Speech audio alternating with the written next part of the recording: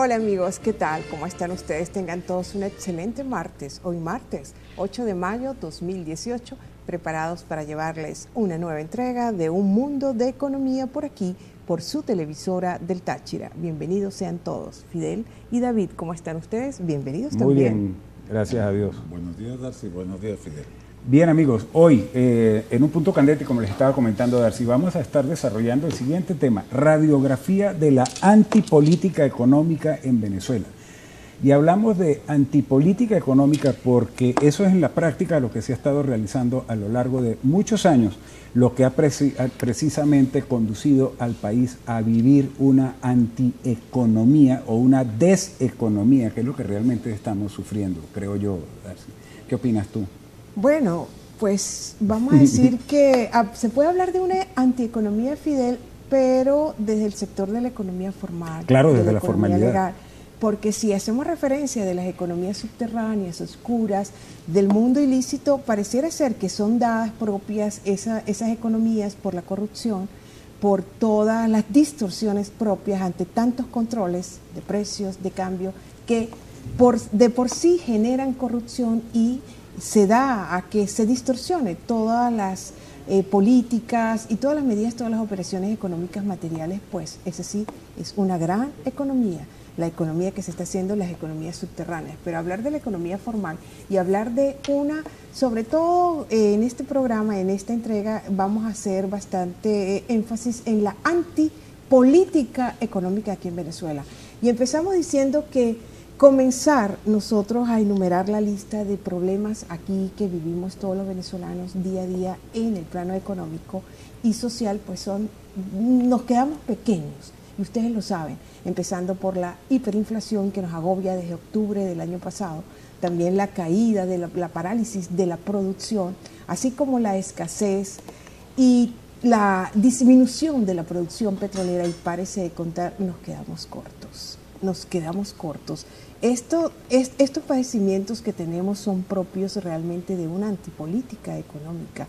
Y más como discutíamos aquí entre telones, David y Fidel, que en momentos de crisis, pues los gobiernos, y no solamente este gobierno, han demostrado que en situaciones tan duras no se hace política económica. Quedamos en eso, ¿no? Los gobiernos en Venezuela no hacen política económica. Tradicionalmente, el gobierno lo que intenta es un control de cambios, controles de precios, intenta como paralizar la situación en un momento. No, el Consejo de Ministros no elabora políticas económicas de emergencia o a largo plazo.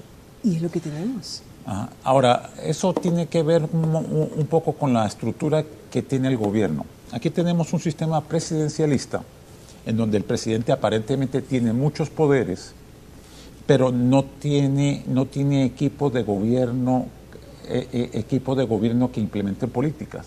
Sobre todo un gabinete económico, de técnicos, de teóricos.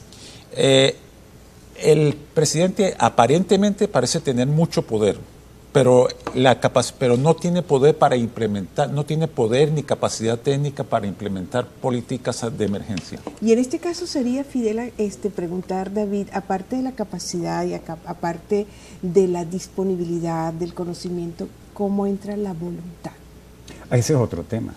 Y es muy importante porque el concepto de antipolítica pues deriva propiamente del concepto de la política, ¿no? El del ejercicio de la política. En la ciencia política, por ejemplo, se considera que hacer política es precisamente trabajar en el beneficio de la comunidad, el beneficio del colectivo. Y cuando en ciencia política se habla en beneficio del interés común, en este caso sería el interés común de la República de Venezuela. En consecuencia, el interés común es el crecimiento, es el bienestar, es el desarrollo.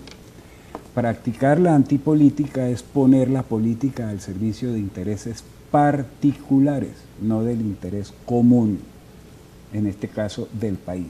Cuando entonces se trabaja para intereses particulares, bien sea intereses económicos o se trate de intereses ideológico-políticos, entonces ya se está trabajando en otro campo y se entra en la antipolítica.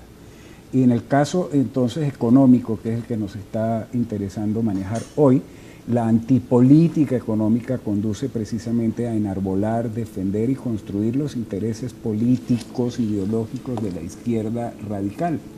En consecuencia se trabaja en ese sentido y el resultado ha sido, a lo largo de todos estos años, estamos hablando de casi 20 años, la destrucción del aparato económico productivo del país.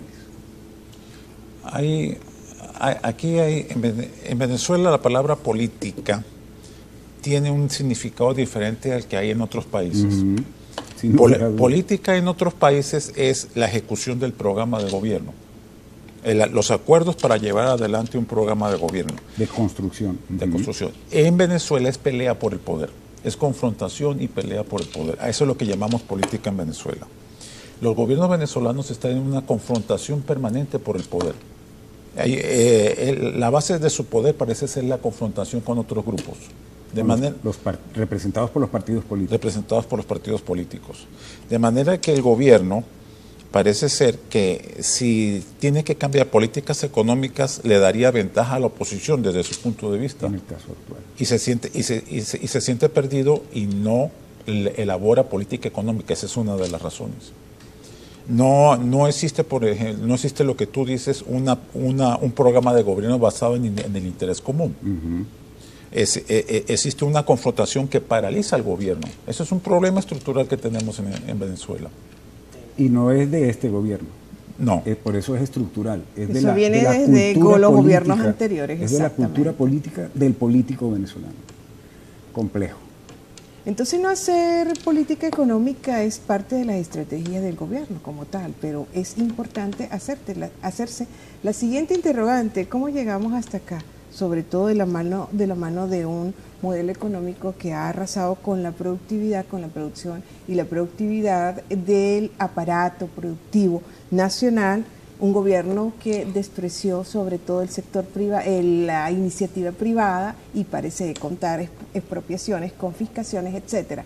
Pero seguiremos con esta temática, la radiografía de la antipolítica económica venezolana. Vamos a cumplir antes que nada unos compromisos comerciales y ya regresaremos.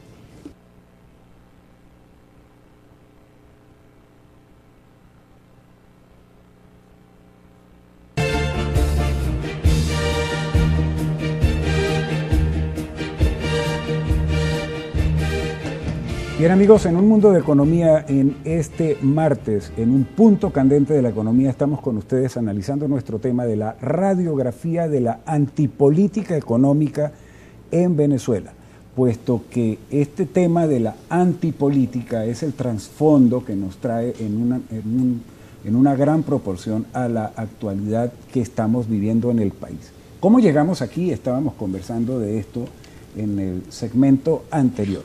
Pues llegamos de la mano de la imposición a ultranza de un modelo, de un proyecto político y de un modelo económico contenido en ese proyecto político, que es el modelo económico socialista, el cual priva todo el trabajo en la planificación centralizada de la economía y en la aplicación de estrictos controles, puesto que dentro del modelo socialista es el gobierno el que debe tener un conocimiento y un control y un manejo muy apretado de toda la situación económica del país. Entonces aquí empezó por expropiarse tierras para luchar contra el latifundio, entre comillas, y allí se expropiaron una cantidad importante de unidades de producción que eran precisamente unidades de producción de alta tecnología que estaban dedicadas a la producción del alimento del venezolano.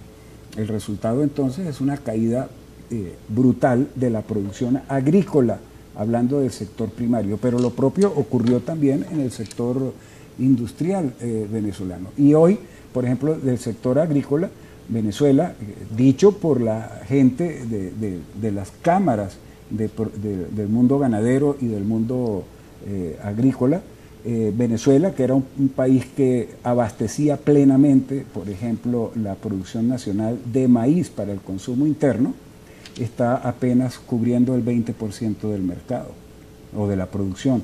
Un país que exportaba arroz está apenas atendiendo el 25% del mercado interno.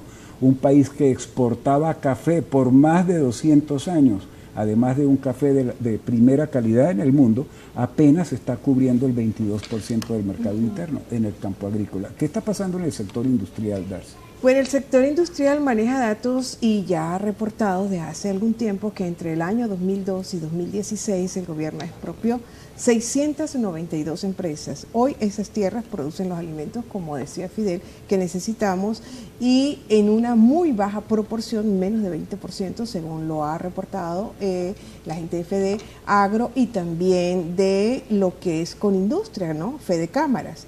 Y nada más cuando este modelo económico fue implementado, comenzaron a aplicarlo, en 1999 habían en el país más de 12.000 establecimientos industriales. Al día de hoy hay menos de 4.000.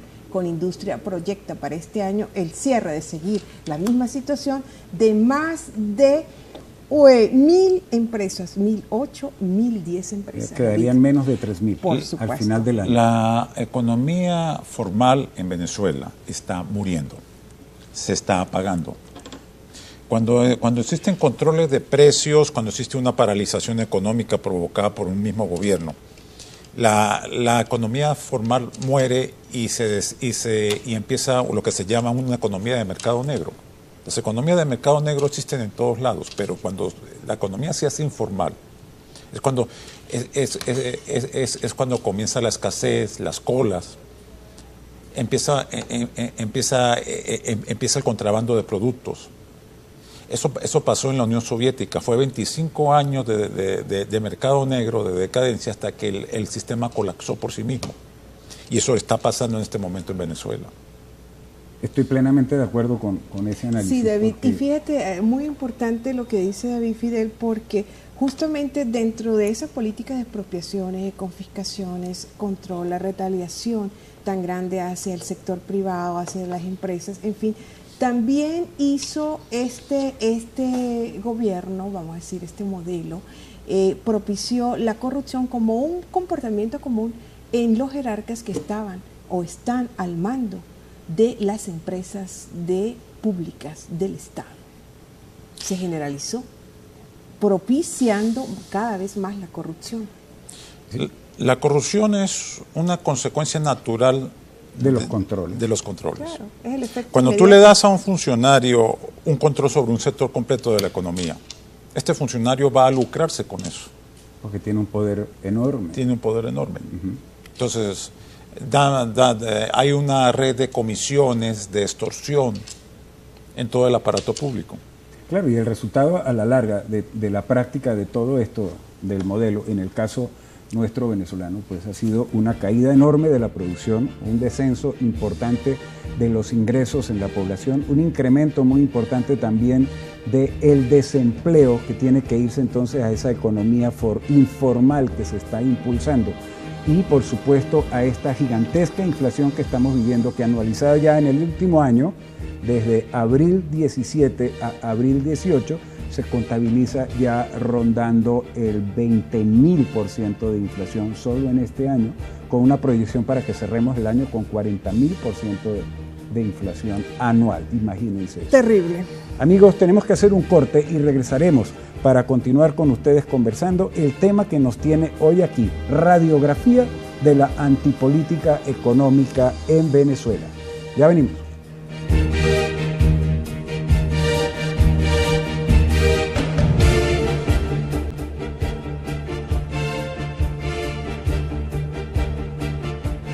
Estamos de vuelta con más de Un Mundo de Economía, hoy martes de Un Punto Candente en la Economía, conversando sobre la radiografía de la antipolítica económica aquí en Venezuela. En el segmento anterior hablábamos sobre la inflación, la hiperinflación que está proyectada para el cierre del segundo semestre de este año ya en más de 49.000%, proyecciones. Puede ser que llegue aún más a esta cifra. Pero es bueno preguntarse, ¿y qué se espera con todo esto? Sobre todo, detrás de todas estas acciones por parte del gobierno que pareciera ser que no les es suficiente, lo que es prácticamente la destrucción de la industria petrolera venezolana, que es la gallinita de los huevos de oro, la caída tan grande de la producción, el problema que se está presentando sobremanera con el sistema de pago, la situación de los bancos, actualmente los miles de venezolanos que han emigrado a otros países buscando mejores condiciones de vida material, y párese de contar, sobre todo el sistema bancario ya está empezando a colapsar, David y Fidel. Hay una situación del sistema, el sistema bancario depende de una economía normal. Formal, legal. Legal. Hay cuando la economía se distorsiona y se elimina la intermediación, el banco colapsa. De hecho, hay una situación de facto y de jure. De facto es de hecho. De hecho, hay una situación de quiebra. Claro. De jure es cuando el órgano competente, la superintendencia de bancos, dice este banco está quebrado, hay que intervenirlo. Ahora bien, lo que pasa con el problema de la fusión de la economía venezolana en este momento, de la destrucción de la economía venezolana, tiene su origen en una estructura de poder que no hace políticas económicas. Y no solo en la gente. Teóricamente, el presidente tiene todo el poder. Lo que no tiene poder es el Consejo de Ministros. Claro. O sea, los poderes ejecutivos que se dan al presidente se le deben dar al Consejo de Ministros. El Consejo de Ministros tiene que ser un órgano que lleve adelante un programa de gobierno. Siempre que esté constituido por personas con formación técnico-profesional y que estén capacitados, claro, para crear y desarrollar y ejecutar esos planes, esos programas, ¿no? El presidencialismo hace inviable cualquier política económica, cualquier tipo de política. Porque todo queda en manos de una sola persona. Que no tiene la capacidad para elaborar políticas. Eso es humanamente imposible. Claro. Humana y lógicamente. Ajá, pero entonces, ¿qué es lo que está detrás de todo este proyecto y de todo este manejo para finalmente haber llegado o estar llegando a estos resultados que estamos presentando en la economía venezolana y que pueden empeorar, por supuesto, visto desde el ángulo de la economía formal, digamos, académica, ¿no? Pero ¿qué es lo que está detrás? ¿Por qué destruir la economía del país? El país está atrapado. Desde el punto de vista de la gente que gobierna, ellos quieren mantenerse en el poder. Ellos tienen una situación de confrontación permanente por sostenerse en el poder. No creo que creo que es un prejuicio de ellos. Creo que, es decir, la incapacidad de llegar a acuerdos con los diferentes, no con la oposición siquiera, sino con los diferentes sectores del país.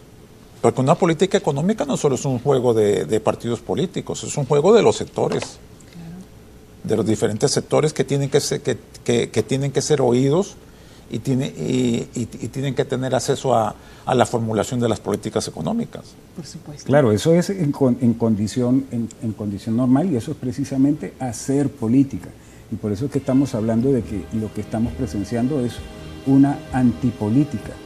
Porque entonces el ejercicio es mantenerme en el poder a como dé lugar. Al costo que sea. Al costo que sea. Pero en el medio estamos nosotros los venezolanos que día a día ya con las angustias del día a día de que no sabemos si podemos comprar la comida, si conseguir la comida como tal, con una desmoralización desde todo punto de vista. Pero también hay que apuntar algo, que el país no se ha derrumbado precisamente porque hay un venezolano, una cantidad de venezolanos que seguimos trabajando, que seguimos saliendo a la calle con ánimo pese a las circunstancias para echar el país adelante, para echar nuestras empresas adelante. Y Fidel y David, es que ya el venezolano, y no lo digo yo, sino psicólogos sociales, han dicho que el venezolano está cayendo en una etapa de resignación y donde todos ya patológicamente de una u otra manera estamos más enfermos unos que otros. Ese es un tema que tendremos que desarrollar en un programa. David, como cada martes, muchísimas gracias por tus valiosos aportes. Y a ustedes, amigos, gracias por su atención. Están cordialmente invitados mañana miércoles. Estaremos haciendo aquí una conversación bien interesante. Bueno, amigos, y ya saben que debemos conducirnos cada vez más con mucha inteligencia, con mucha paciencia y prudencia para compartir el protagonismo que tiene la economía. Que tengan un buen provecho, feliz tarde, será entonces hasta mañana.